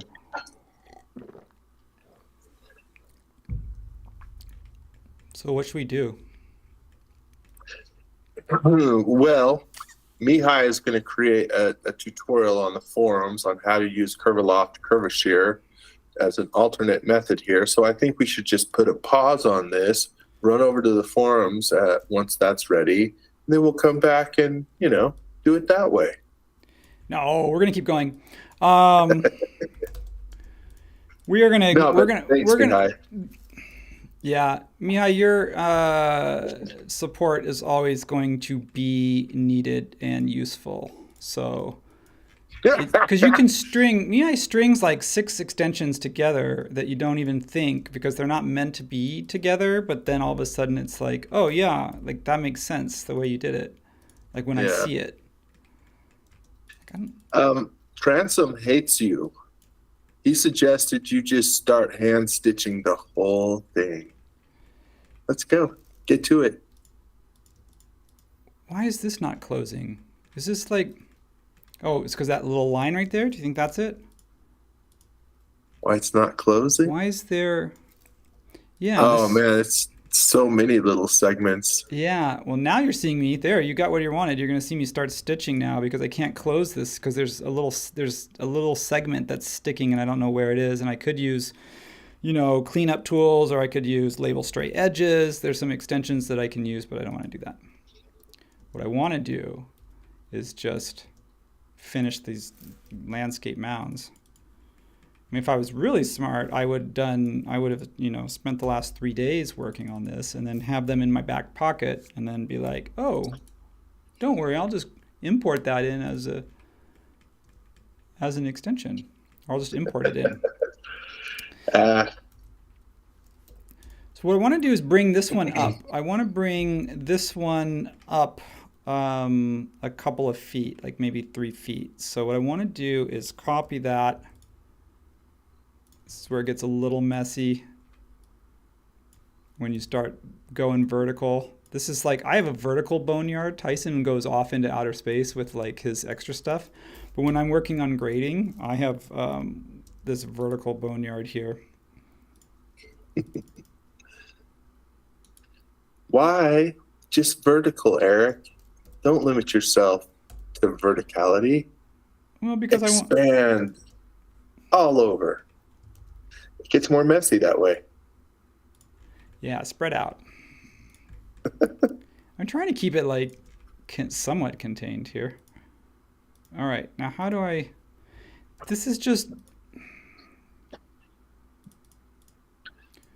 It's the constant welding and unwelding of edges, Tyson, that is giving me a hard time, because it's like, because anytime it connects with something else, it breaks and it gets divided, and then I have to go back and do that again. Like I have to go back and reselect all these pieces, or I have to go and isolate some geometry. And I, like in this case here, I'm not. This is like when you were doing that that house the other day, Tyson. You were like, I don't know why I'm spending like half an hour. And I'm not trying to pick on you. I'm saying that like, why can't I just get past like this window? Like I'm letting this thing bother me that shouldn't bother me. I was gonna say, you had to bring that up. Jerk. I'm trying to feel a little better about myself here. So Oh, I do that I, by, no, I'm just kidding. Okay. I think you can get plenty of sympathy dealing with selections when you're dealing with 1,000 broken edges, which just happens sometimes, and so I bet you can get some sympathy for that plight. It is something we've all experienced. So this is what I need. I need this inner line, I need this inner edge to be welded. I need this connection piece, this upper edge, and I need this piece and that one. Because if I have that, I can come over here and skin. If it's connected, I should be able to skin it. Well, maybe I'll loft it. Will that work? Contours need to be interpreted. Empty the selection. No. So there's something wrong with, it's not touching something. Oh, I see. It's missing this little piece. Are you kidding me? Where is it missing? This one, this tiny little piece here, it's not connected. Ah, There it is. Do I want to do 30, 40? So I can enter more segments if I want a smoother curve or bubble. sweet. You got it. Got it. That was Now I'm going to bubble way it. to stick through that. Oh, negative 30 is way too much. I'm going to go with negative 10 to see what happens.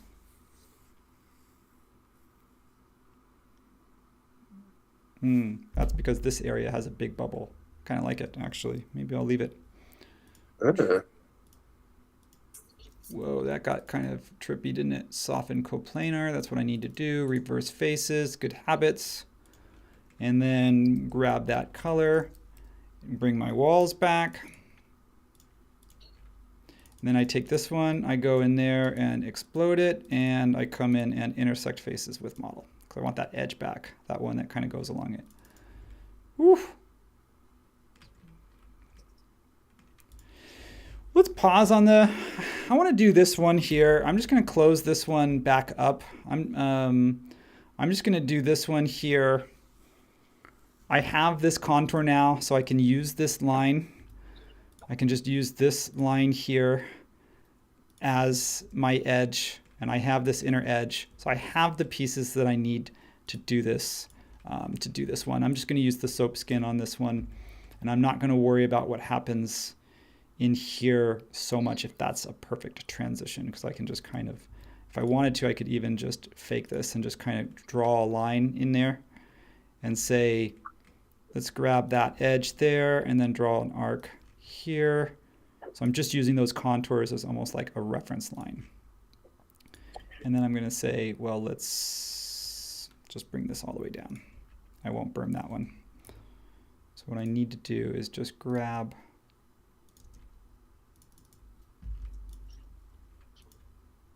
I just need to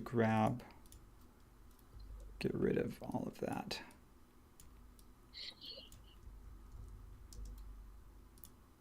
That will work. Yeah. Now you've had several comments along the way that people are saying this is looking really good, and yeah, at this point it's all about the visual, communication, not the perfect grading plan. Yeah. Although many people have already suggested that you get a high grade on this one. Thank you out there.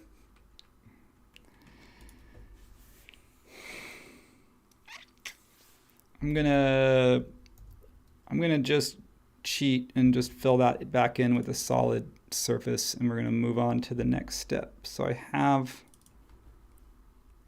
had a test file that I was just playing around with, and I'm just gonna grab this surface here, and I'm just gonna get rid of all this. Just gonna get rid of all that. I'm just gonna put that back in so I've got something nice and green to look at.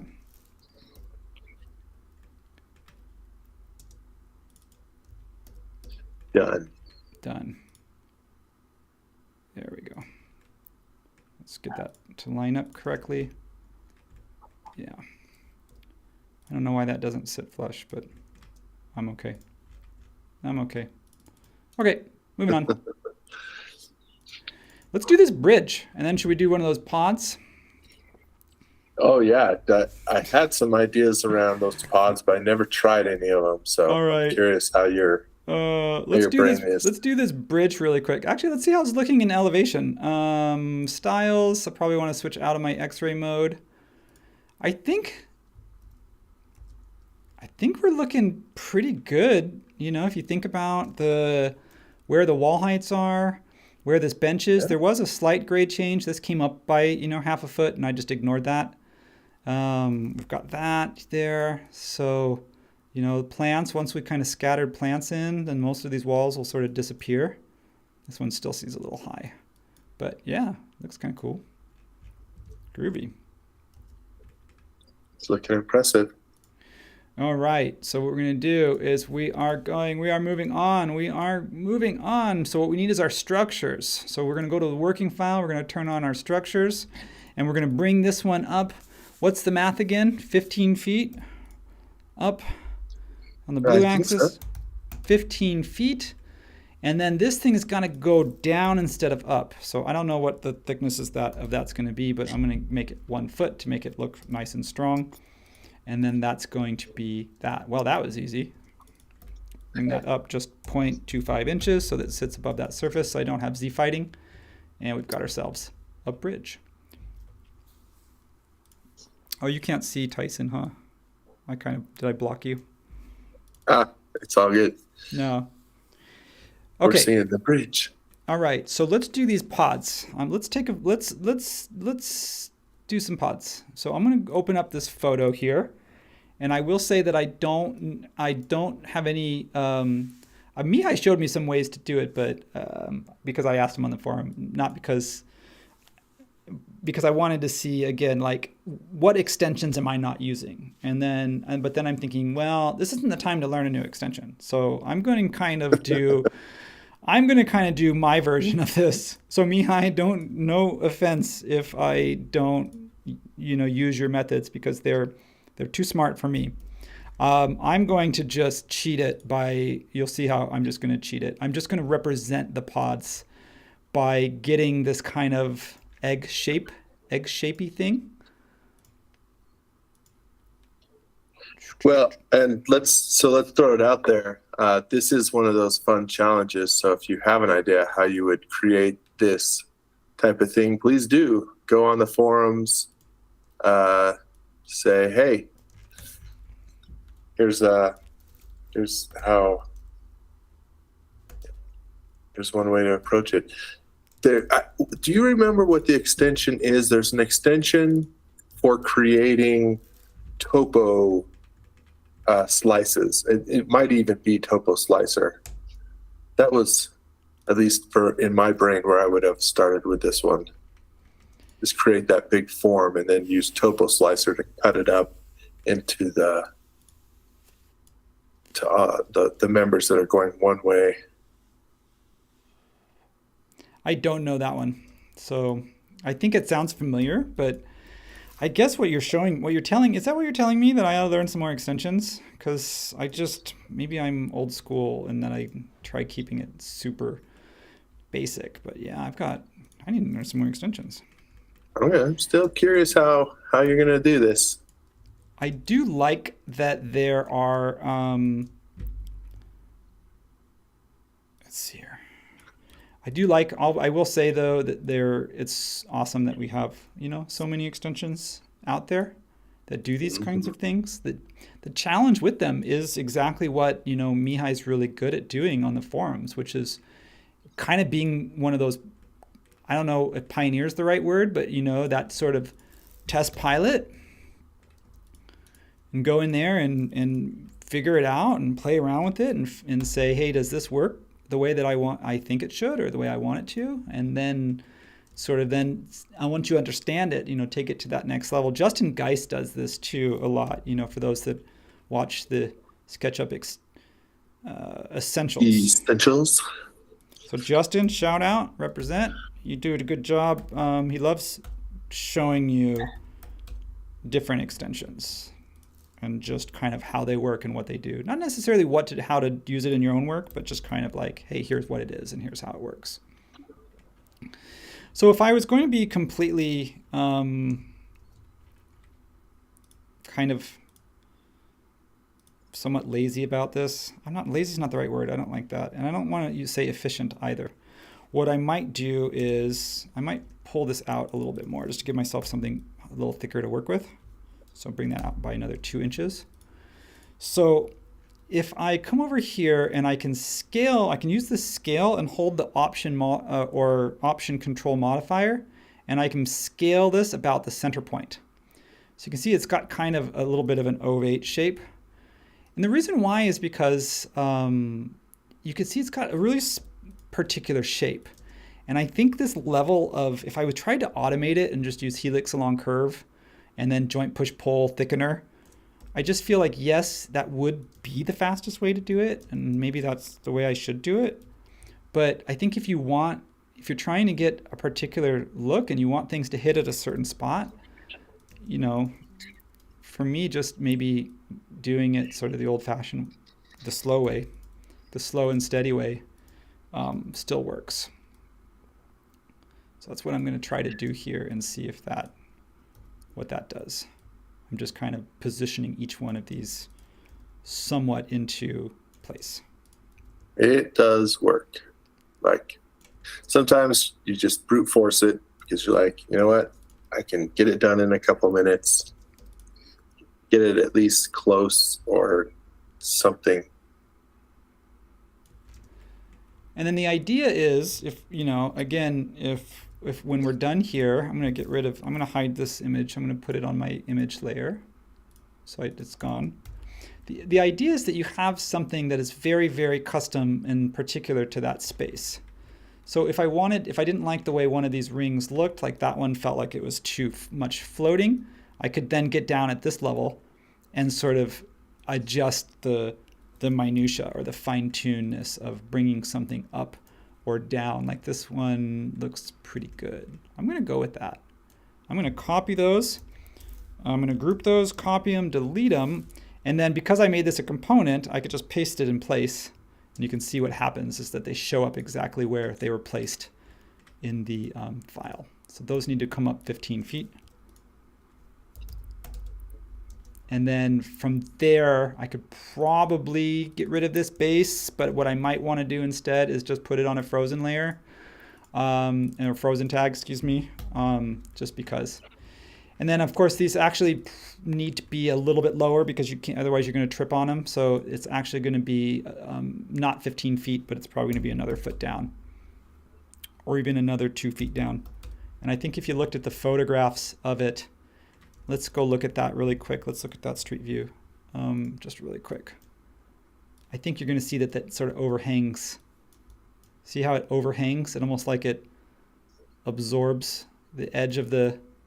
This one's a little bit different because it looks like it's tilting. Looks like it's actually almost tilting forward. Mm-hmm. Yeah, which I'm not going to get into that kind of level of detail. Now, for the spirals on it, if you knew you were only going to do it 12 times, or if you only were having 10 spirals, then again, the same thing might be, you may want to just say, let's see here, I might want to come over here and say View, Edge Style.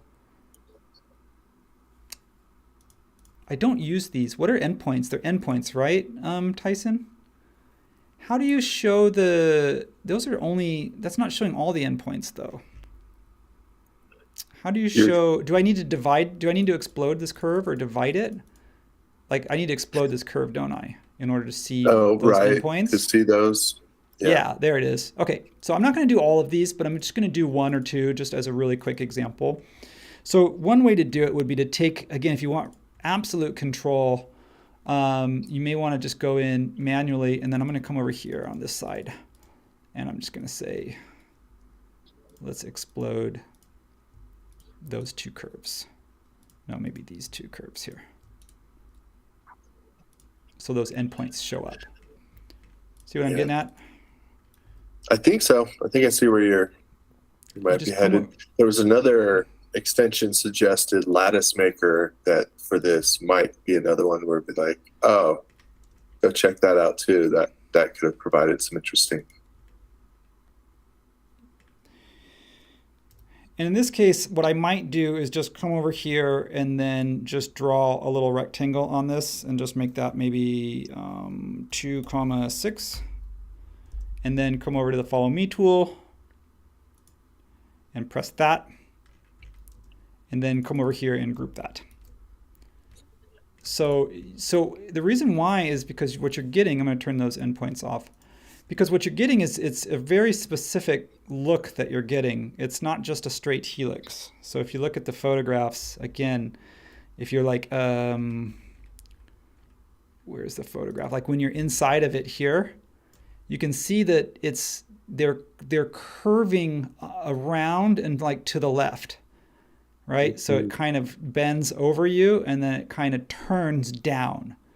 So it's not like it's very specific. And that's why I would, I might end up taking the time of using something like a Fredo spline or something like that, so it's not just a straight arc. I'm going to do a couple more just because I think it would be just, and then, and then we got to kind of decide what we want to do with our last few minutes. Maybe capture some cool views, ask some questions. I want to make sure anybody who's got some questions or has some advice gets a chance to share it.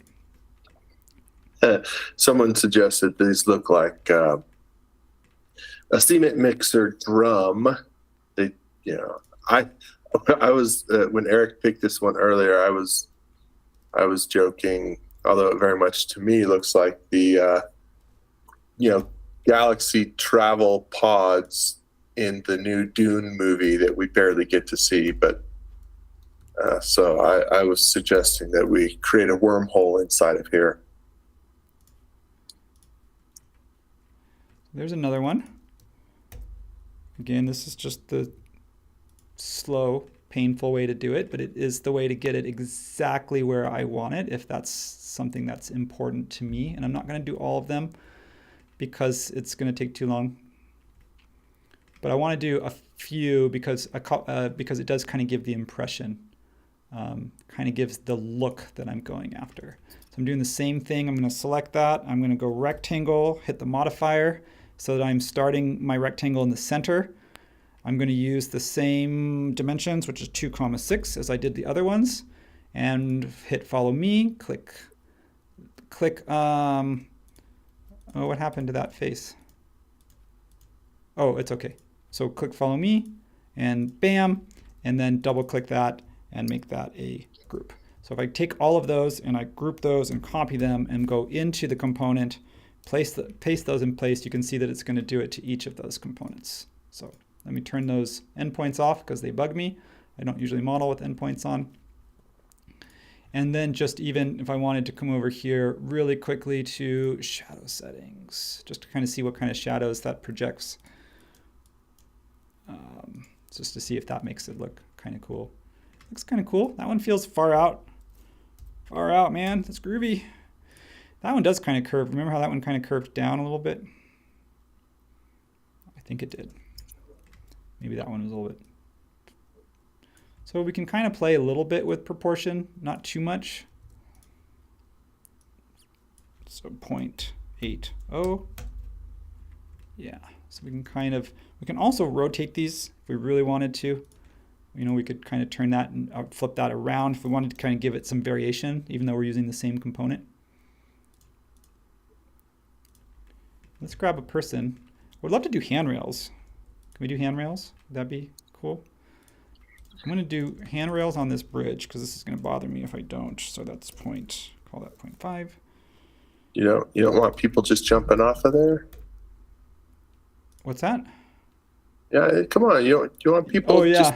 Whew. Yeah, this isn't the vessel at New York. Do you guys know what that one is? The vessel at... apparently people jump off of that one. Not suggesting that anyone do that. So yeah, handrails, good idea. 36 inches. 36 inches. So now we've got this sort of little bridge.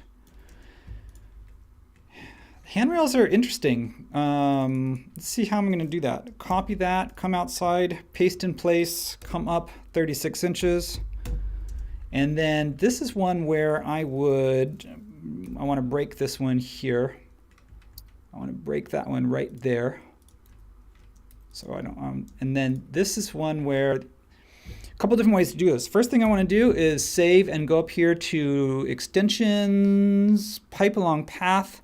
I could use follow me, but sometimes follow me, depending on where you start the circle, it may not always work exactly. So I might do something like this. And my outside diameter, the nice thing is that I don't have to draw that profile. I want my outside diameter to be 3 inches. I want, say, maybe 10 segments. And let's click OK. And then there it is. So it just piped it. I don't have to worry about that profile. The next thing I want to do is I want to create something that would be considered a post. So I'm just going to go I'm going to go 2, 2, and I'm going to bring that up. Instead of 36 inches, I'm going to go 33 inches, make that a component. There's some dialogue about how the actual code for handrails keeps going up in California. So you say 32 or 36, it's going to be higher than that. It's going to be higher than that in a few years. It's going to be higher than that in 10 years. It's all those people trying to skateboard on it, jump off of it. Yeah, someone's always going to ruin it out for the rest of us, huh?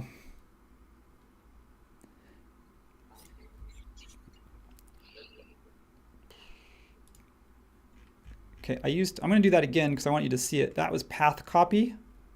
So path copy is kind of cool.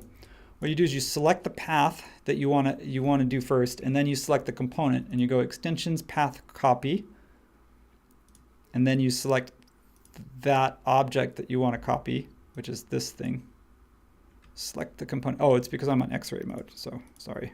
So let's do that again. Extensions path copy. Oh, there it goes. Yes. So I can change the spacing. Right now it's at 10 foot, but I can go 5 foot. What am I doing? What happened? Whoa. I'm not sure. It was whoa. I did something wrong. I think I was on X-ray mode, so I accidentally selected the landscape as the thing I was trying to copy instead of this little spindle thing. So which I'm just going to move that off to the side. Maybe that'll make it easier. My support post. Extensions, path copy, third time's a charm. It's going to say, what do you want to select? That. And then there you go. So it's live. When it's live, you can adjust the spacing, or you can just say that's fine. So nice. I mean, your earlier version was very Gary, and it also could have been interesting. But okay, this is pretty cool. And then I'm going to make those sort of a grayish color. And then this one, because they're components, I can select all instances and group them together with the handrail and paint them at the same time. So that's kind of cool. All right.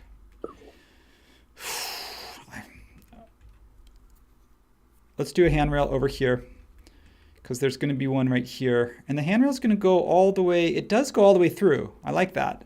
It does go all the way through, which is good because you'll notice from that photo, otherwise you'll fall off. And that would be no bueno. That'd be unfortunate. And I think that's actually a wood color, so I'm going to use my wood color here.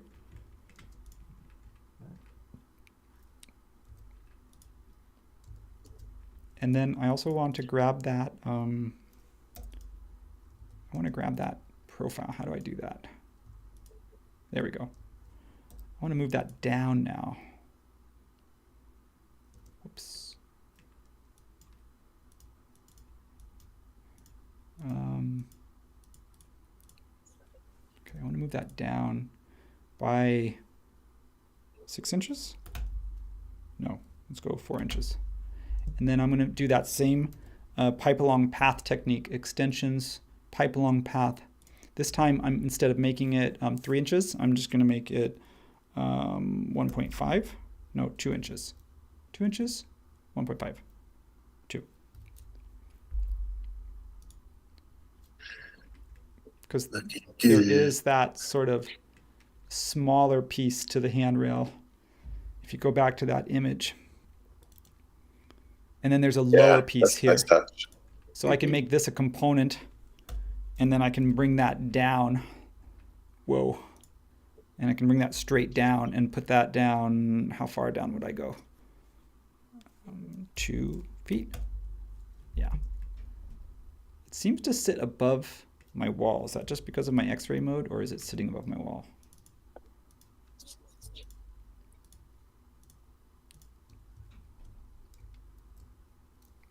I think it's floating. I think I did that too high. So I need to bring that down.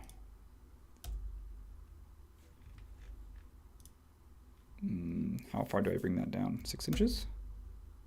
3 inches? 3 inches. All right. Grab that gray color. And would love to add some trees. Should we add some trees to this? Or should I do the handrail on this side? I'm gonna do the handrail on this side, and then I'm gonna put some trees in. And we're calling it on time. I respect everyone's time here. We're gonna do that handrail technique one more time. I don't think we need it down here because I feel like this wall is sort of like a guardrail for you. So I'm just gonna do it on this upper level. So I'm gonna grab that and paste that in place. I'm gonna bring that up 36, and then I'm gonna get rid of this piece there. And I'm going to pipe along path, weld, extensions, pipe along path. Don't have a shortcut for that. I already have that set to 2, so I'm going to do that as 2 and make that a component. I'm going to, no. Rail. And I'm going to bring that down. First thing I need to do is grab that profile again. Need to get that out from inside of there.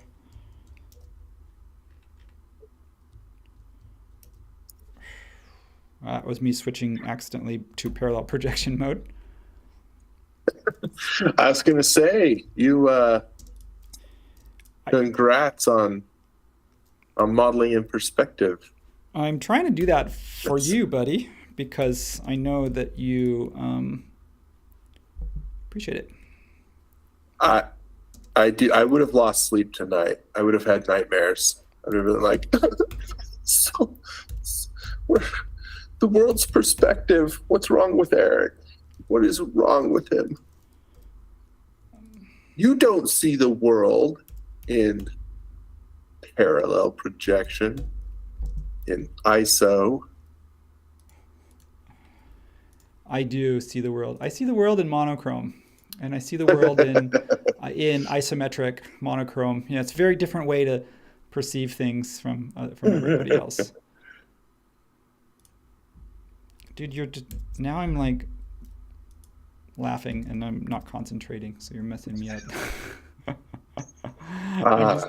I'm just kidding. I can't blame you. No, here's the thing. You've got 10 minutes left.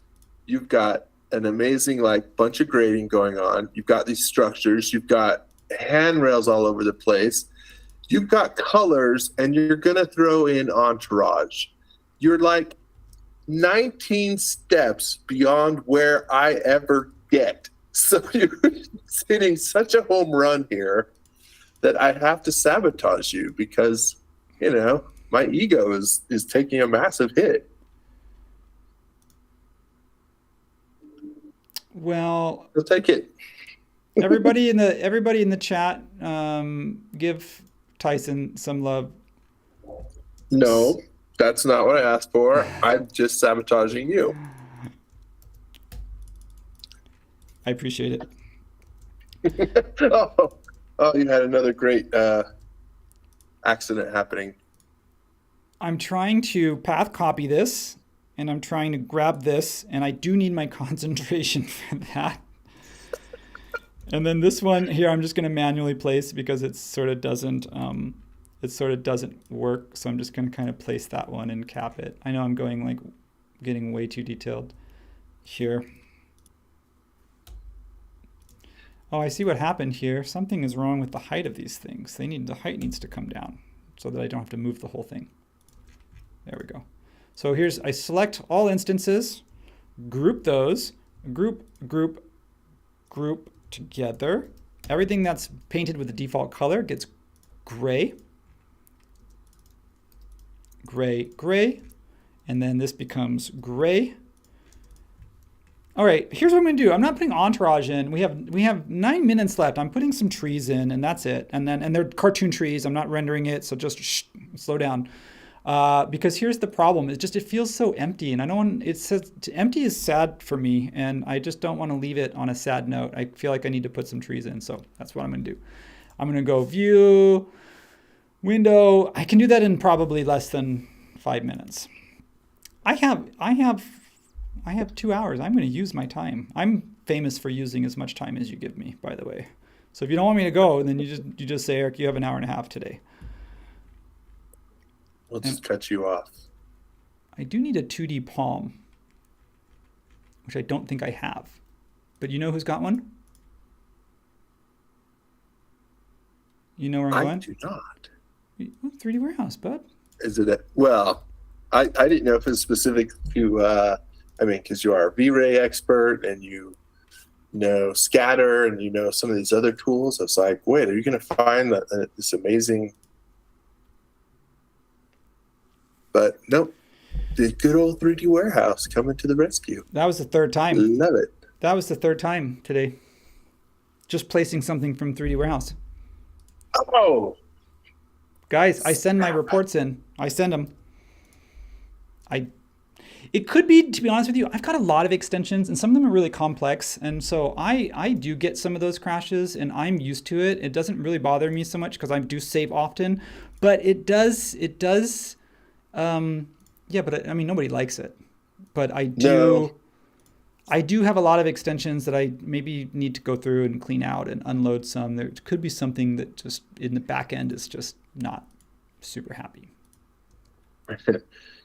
I'll tell y'all where it really, really does bother Eric, and I know this because it also experienced the same. Anyone who does screen recording for video production, when it crashes and you just lost 10, 20, 30 minutes of screen capture because your SketchUp window starts, it stings. Well, I mean, you lose any work, but that's what autosave hopefully will. We're calling it early. Too many crashes. Yeah, it's 3D warehouse. I'm sorry, it's my components. So it's the components browser. It's not the first time, so it's okay. I'm gonna go. Even the 2D ones that you just brought in. Yeah, I brought those back in again, and it didn't like them. And dang. We're gonna do some styles because this is the view where you can see the beach. So what I'm gonna do is come over here. I'm gonna do some. I'm gonna end staring off into the ocean because that's just what I need right now.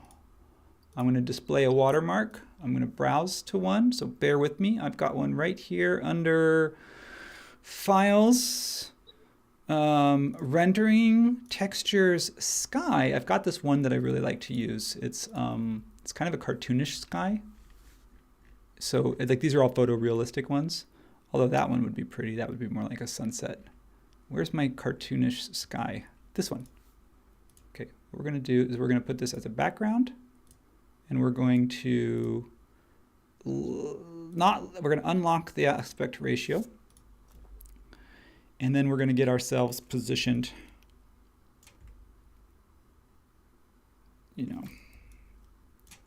we're going to do something cool. We're going to close out. All right. On that note, before I play my music, Tyson, did you have any closing arguments? No, this is not court. This is live stream. No, but I just give you props again because you got lots of compliments along the way and lots of compliments now at how far you've gotten and how this looks fantastic. So I think the only request, the final request that came in, is a couple people suggested that this needs an AT-AT battling some rebels, for occupation of the bridge. So if you'll just take the next hour and do that, then we'll be good. But if not, then we'll still be good. And appreciate everybody joining us today. It was fun. Nice job, buddy. That was awesome. All right, thanks. Let me close this out. I'm going to get a cool view where it looks like where I can't see all the stuff that I didn't model, and it just focuses on the things that I did, and it crops out the fact that that railing shouldn't go across there. And we're going to end it.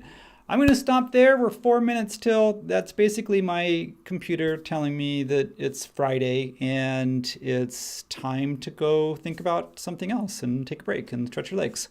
So I'm going to say thank you, everyone, as always. If you're not subscribed to our YouTube channel, do it. Good stuff coming out. I just put out 2 videos this week. If you're in Las Vegas, even if you're not going to Dimensions, let us know. Ping us on the forums or whatever.